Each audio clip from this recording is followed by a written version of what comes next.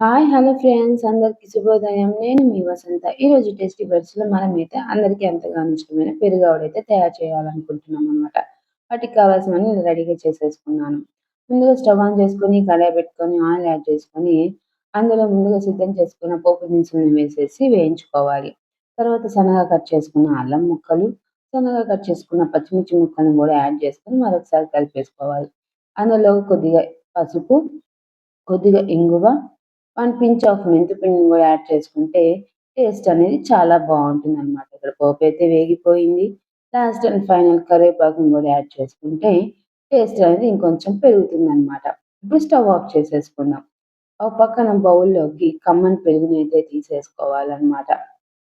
ఇప్పుడు అందులో రుచికి సరిపడా ఉప్పుని గూడా యాడ్ చేసుకొని, ఉప్పు కరిగేదాకా కలిపేసుకోవాలి. ఇప్పుడు ఈ పెరుగు మిశ్రమంలో ముందుగా మనం సిద్ధం చేసుకున్న పోపుని గూడా వేసేసి, మరొకసారి అయితే కలిపేసేసుకుంటున్నాం. చూడండి ఇలాగనమాట.